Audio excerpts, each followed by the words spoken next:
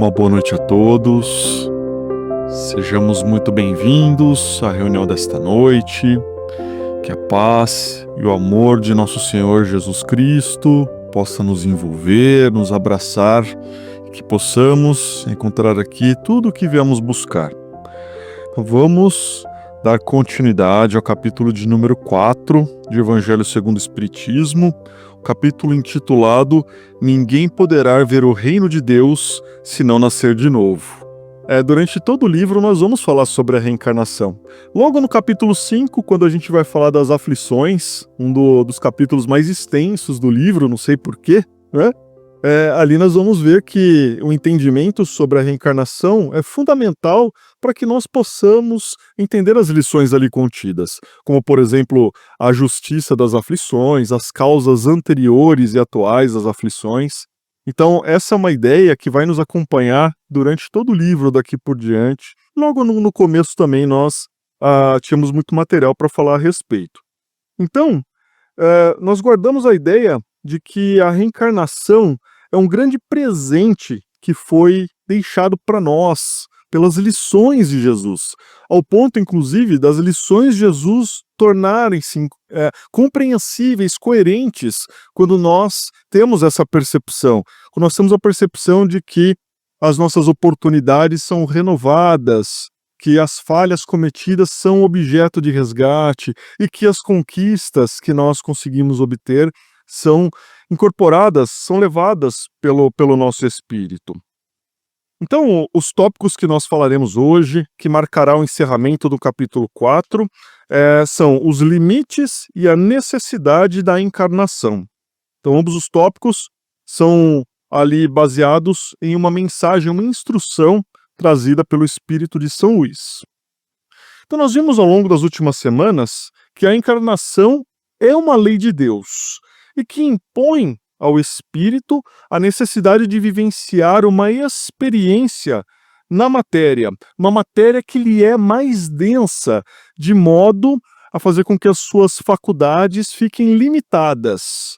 E isso tem uma razão, um objetivo, que é fazer com que o espírito tenha condições de se aprimorar, de atingir a perfeição espiritual. Tem também o objetivo de contribuir com a criação, mas vamos ficar com essa ideia aqui de que a experiência na matéria tem a função principal de fazer com que nós consigamos evoluir espiritualmente.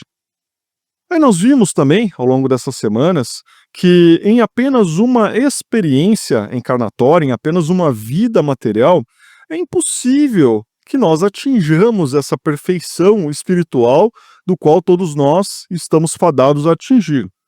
Então é necessário que nós tenhamos algumas experiências. Em cada uma delas, vamos trabalhando algum aspecto do nosso espírito, vamos aprimorando, aquilatando as qualidades do nosso espírito até que nós possamos purificá-lo, até que nós possamos atingir o grau de perfeição. Então uma pergunta pode vir à nossa mente. Então quantas vezes será que nós precisamos se encarnar? Será que existe um limite de vezes para que nós tenhamos a experiência encarnatória? Então essa é a pergunta que é feita no tópico de hoje e que São Luís responde da seguinte maneira. A bem dizer, a encarnação não possui de limites precisamente traçados, se tivermos em vista apenas o envoltório que constitui o corpo do espírito, ou seja, se tivermos em vista apenas o nosso corpo físico, somente essa experiência reencarnatória. Dado que a materialidade desse envoltório diminui à proporção que o espírito se purifica. Em certos mundos mais adiantados do que a Terra, já ele é menos compacto, menos pesado e menos grosseiro, e por conseguinte menos sujeito às vicissitudes. Em grau mais elevado, é diáfano e quase fluídico. Vai desmaterializando-se de grau em grau e acaba por se confundir com o perispírito. Conforme o mundo em que é levado a viver, o espírito reveste o invólucro apropriado à natureza desse mundo. Então, se formos considerar os limites da encarnação, tendo como ponto de vista o número de vezes que nós vamos reencarnar, nós podemos dizer que não há um limite exato, não há um número exato. Há, na verdade, o momento em que nós podemos dizer que reencarnaremos até que nós consigamos atingir o objetivo a que nos foi dado, que é atingir a perfeição espiritual, o nosso estado de pureza. Sabe-se lá quantas vezes nós vamos precisar reencarnar, ou quantas vezes nós já reencarnamos, mas todos nós recebemos de Deus a oportunidade da vida. E Deus nos criou a todos, sem exceção, do mesmo modo. Nos criou simples e ignorante, nos dando o mesmo ponto de partida.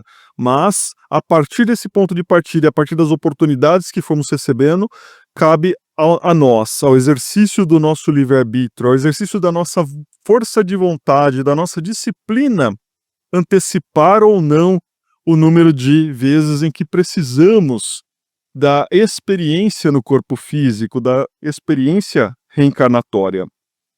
Então, à medida que nós vamos progredindo espiritualmente, o nosso espírito vai se modificando. É o que diz aqui São Luís. À medida que a gente vai passando pelas diversas experiências da matéria, nós vamos superando algumas questões relacionadas à matéria, o nosso espírito vai precisando cada vez menos daquelas experiências, mas necessitando de outras, que são de ordem mais superior. E, nesse contexto, nós vamos precisando cada vez menos de contar com a matéria grosseira para ter essas experiências que são salutares para o nosso espírito. Então, à medida que o nosso espírito for evoluindo, nós temos a oportunidade de ter experiências reencarnatórias menos penosas, menos difíceis, menos grosseiras do ponto de vista da matéria, como é a reencarnação que nós ainda temos no plano terrestre. O quão difícil é para que nós cheguemos até aqui, fizemos uma viagem no útero de nossas mães, uma viagem longa se a gente for analisar, e depois a gente passa por um momento de infância, de adolescência também bastante alongado, e parece assim que a nossa vida útil é pouca, porque dos 20 aos 60 a gente faz alguma coisa. Dali por diante, antes disso e depois disso, parece que ou falta a maturidade, ou muitas vezes a gente recebe nas nossas vidas certas circunstâncias que nos impõem dificuldades, né? Então, se a gente for analisar, a nossa experiência reencarnatória é marcada por vicissitudes assim muito peculiares, que fazem com que nós tenhamos a impressão de que ainda é muito grosseira a experiência no plano terrestre. Ainda mais quando nós observamos as experiências relatadas em livros, como, por exemplo, Cartas de uma Morta, como já foi dito aqui várias vezes, um livro muito interessante que fala da experiência da mãe do Chico em outros planos e nos traz ali a informação de que o corpo físico nesses outros planos está ainda no estado material, mas muito diferente do estado material que é o nosso corpo físico, né? Então nós podemos dizer que a experiência no plano terrestre ainda é bastante dificultosa, ainda estamos engatinhando no nosso progresso espiritual. Agora, o que nós não podemos perder de vista é que o planeta Terra também está em progresso, em evolução. E nós falamos muito disso no capítulo 3 do livro. E o que nós temos que observar? Que nós pelo menos precisamos acompanhar a evolução da Terra, porque pode chegar um momento em que o nosso corpo físico ou o nosso corpo espiritual já não está mais em sintonia com o momento evolutivo da Terra. E aí pode ser um momento em que nós tenhamos de reencarnar em outro plano inferior, né?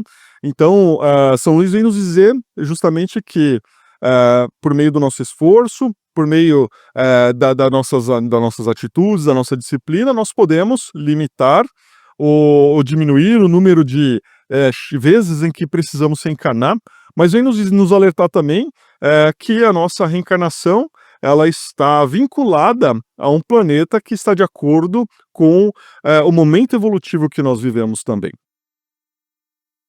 Agora, quando nós falamos a respeito da limitação da encarnação, né, dissemos aqui que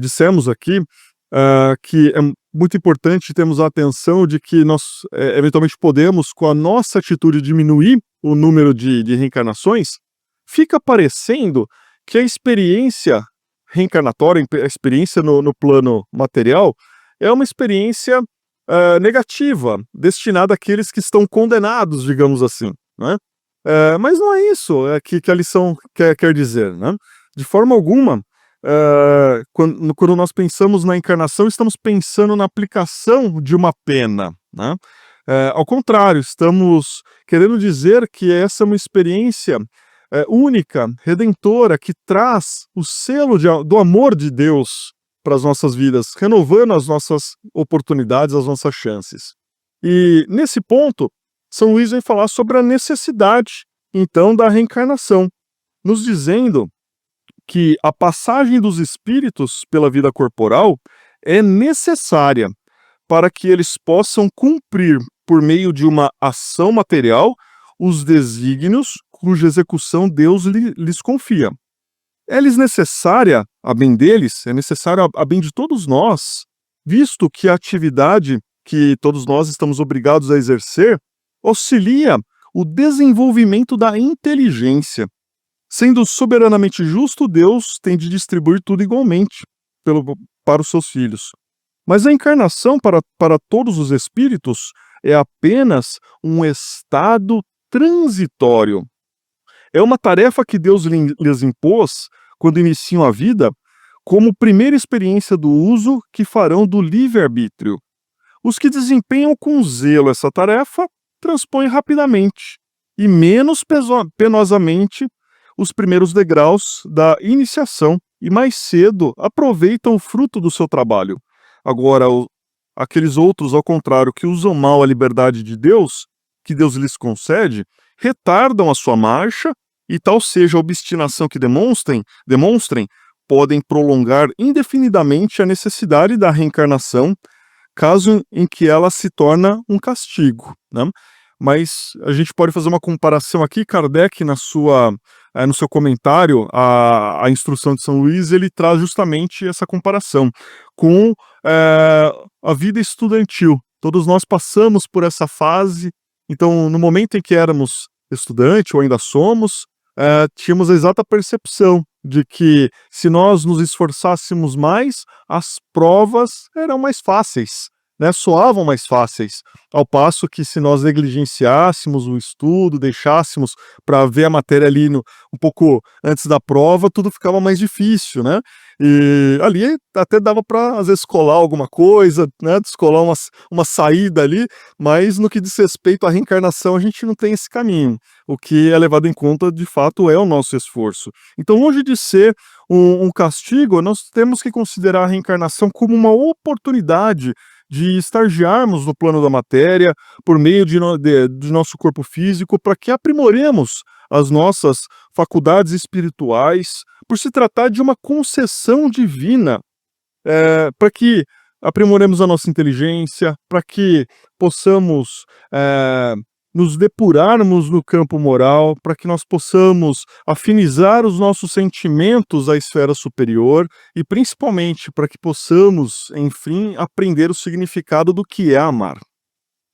E a respeito da atenuação das provas e expiações de que todos nós estamos sujeitos na experiência reencarnatória, me recordo de um emocionante texto trazido por Hilário Silva no livro A Vida Escreve. Lá, Hilário nos fala sobre a experiência de um senhor chamado Saturnino Pereira. Ele era a caridade em pessoa, dedicado à doutrina espírita, sempre estava pronto para auxiliar e consolar quem tivesse necessidade. E no trabalho como operário, um humilde operário, ele era disciplinado e espalhava otimismo para todos os cantos, todos os lados. A sua presença, nos diz ali Hilário, era como o sol a dissipar as sombras. Só que um dia, o Saturnino foi vítima de um acidente na tecelagem que ele trabalhava. E todos foram correr ali para socorrê-lo. E a sua mão estava coberta de sangue em razão do acidente. Aí rapidamente ele foi para o hospital, um hábil cirurgião contornou a situação, mas mesmo diante da gravidade do acidente, que poderia aparentar trazer sequelas gravíssimas, ele acabou perdendo tão somente o polegar. Mas aí o questionamento entre todos era inevitável. Mas por que isso aconteceu com Saturnino, essa alma tão bondosa? Ele não merecia isso. E muitas vezes nós realizamos esse questionamento quando nós observamos alguém que a bondade em pessoa passa por alguma dificuldade. Mas na noite em que Saturnino recebeu alta, ele foi até o centro que ele frequentava, e ele ali estava com o braço enfaixado, um pouco triste, tentando entender por que aquilo aconteceu com ele. E lá no encerramento da reunião, o mentor o mentor se fez presente e explicou para Saturnino por que aquele acidente aconteceu com ele, dizendo que pela justiça divina, pela misericórdia de Deus, ele passou por esse acidente que ele mesmo pediu no plano espiritual antes de reencarnar. A entidade explicou que há 80 anos, Saturnino era um poderoso sitiante no litoral, e um dia um empregado dele que estava enfermo, sem condições de trabalhar, acabou sendo penalizado por ele. Então Saturnino pediu para que um capataz moesse a mão, o braço daquele servidor, daquele funcionário, no moinho de cana, né? E ali, de forma implacável, aquele funcionário acabou perdendo o braço. E lá no plano espiritual, Saturnino remoeu essa culpa e pediu para que tivesse uma oportunidade reencarnatória em que ele fosse um humilde operário e que ele também perdesse o braço em serviço, tal qual aconteceu com o seu funcionário. Só que Saturnino, desde a juventude, mostrou-se uma alma bondosa, dedicada ao próximo.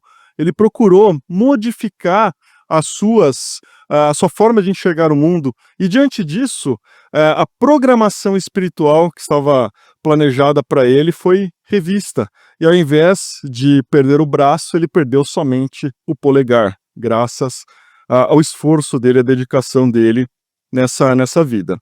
E para que nós possamos finalizar essa primeira parte, eu gostaria de trazer um trecho de uma mensagem chamada O Selo de Amor, de Emmanuel, psicografada por Chico Xavier, que nos chama a atenção a respeito da necessidade de bem aproveitarmos a nossa reencarnação, essa dádiva concedida por Deus, prova irrefutável do seu amor por todos os seus filhos. E a mensagem diz assim: pelo caminho da ascensão espiritual, denominado cada dia, encontrarás variados recursos de aprimoramento a cada passo. É o trabalho que te espera a noção de responsabilidade no devotamento ao dever. É o companheiro da parentela consanguínea que te não compreende ainda e junto do qual podes exercer o ministério do auxílio e do perdão. É o adversário que te combate os propósitos de melhoria, com quem a luta te possibilita a hora de paciência e aprendizado. É a tentação sedutora que nasce das profundezas de teu próprio ser, em cujo clima é possível desenvolver a tua resistência para a aquisição de novo poder moral. É a dificuldade que, muitas vezes, te surpreende nos lábios dos mais queridos, constrangendo-te a consolidação de virtudes imprecisas. Então, cada obstáculo, cada amargura, guardam raízes no processo educativo de nossa própria regeneração. Cada ensinamento tem o seu lugar, a sua hora e a sua finalidade. Dirás, talvez, diante de nosso apelo: não compreendo, não me lembro, não posso, ou podemos acrescentar: não consigo, é muito difícil, não está ao meu alcance. Mas aí conclui Emmanuel: o Senhor, entretanto, não nos impõe fardos que não possamos suportar. Não nos endereça problemas que não estejamos aptos a resolver, e jamais esqueçamos de que a reencarnação traz o selo do divino amor, em benemérito esquecimento, enriquecendo-nos de bênçãos de reaproximação, fraternidade e serviço, a fim de executarmos sem percalços invencíveis o trabalho de nossa própria redenção. Vamos para a segunda parte. Boa noite a todos. Obrigado pela presença, de todos vocês.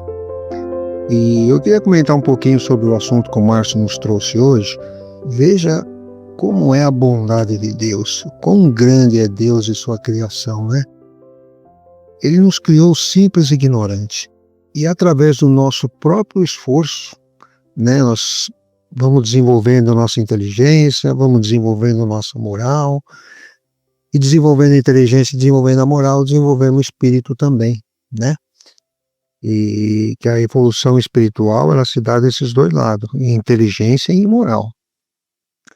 Ora a gente está aqui para desenvolver uma coisa, ora a gente está para desenvolver outra coisa, mas o importante é que a gente tenha essa oportunidade, né, de Deus, e que a gente vai desenvolvendo. Alguns atrasam um pouco, fica para trás um pouquinho, mas depois uma hora eles vão retomar o caminho, né? E aí chega um dado momento que a gente está numa evolução, é como o Kardec fez a comparação da escola, a mesma coisa, a gente está hoje no planeta Terra uma escola para que a gente possa aprender, para que a gente possa desenvolver, né, tanto como eu falei, a nossa parte intelectual, a nossa parte moral também. E vai chegar um dado momento que a nossa evolução já está num nível assim, um pouco mais elevado, vamos dizer, e que a Terra já não tem mais nada para nos ensinar. E daí a gente tem que passar para um outro planeta um pouco mais evoluído, né? E da mesma forma como quando a gente não acompanha, porque o planeta também evolui, e quando a gente não acompanha essa evolução, vai chegar um momento que, olha, vai ter que dar um passinho para trás e aprender num planeta um pouco mais atrasado do que a Terra, né? Mas eu queria focar aqui na evolução espiritual para que a gente, por exemplo, chegue num momento e fale, olha, a Terra já não tem mais o que te ensinar, agora você vai para um outro planeta. Isso aconteceu com o Dr. Bezerra de Menezes. Vamos lá, Dr. Bezerra desencarnou, né? Uma enviada de Maria de Nazaré, a Celina, teve com ele, despertando ele no plano espiritual e tal. E daí, quando fez 50 anos do desencarne do Dr. Bezerra, eles fizeram uma festa lá no plano espiritual, né? Fizeram uma festa para poder comemorar, né? A estada do Dr. Bezerra lá também, né? E isso aí está num livro da Sueli Caldas Schubert, chamado O Semeador de Estrelas. Então, ela conta essa história lá, né? Então, bom, nessa festa de 50 anos do desencarne dele, o que acontece? Vem lá do alto, né? Todo mundo reunido, de repente do alto vem uma luz, né? E era a Celina novamente. Ela estava sendo enviada por Maria de Nazaré e ela leu uma mensagem, né? Que estava promovendo o Dr. Bezerra de Menezes, seu querido servidor, a uma tarefa maior e numa esfera mais alta. E aí o Dr. Bezerra pediu para a Celina conversar com a Nossa Senhora, né, que ele pudesse ficar aqui no planeta Terra o tempo que fosse preciso para ele auxiliar as pessoas, tal, né? E aí a Celina volta imediatamente no plano superior, daqui a pouco ela volta com a resposta, né, que Dona Maria de Nazaré fala para ele que ele ficasse, né, que Bezerra ficasse no seu posto o tempo que quisesse e sempre sob as suas bênçãos. Então, assim, ele já tinha a oportunidade de alçar novos planos, né, novos planetas mais evoluídos, mas ele preferiu ficar aqui para nos auxiliar ainda, auxiliar aqueles que ainda permanecem aqui, né? Então, para a gente ver, um dia isso vai acontecer com nós também, né? Com a graça de Deus, com o nosso esforço próprio, porque se não fosse por isso, com qual mérito a gente chegaria lá? Se chegarmos lá, porque nós tivemos mérito, trabalhamos para isso, né? Então um dia nós vamos chegar nessa mesma condição. E tomara possamos ser igual ao Dr. Bezerra, né? Escolher ficar ou partir para um outro plano, né? Um plano mais superior, vai saber, né? Então tá bom, gente, agradecemos então a presença de todos, muito obrigado e vivamos em paz, que Jesus nos acompanhe. Obrigado.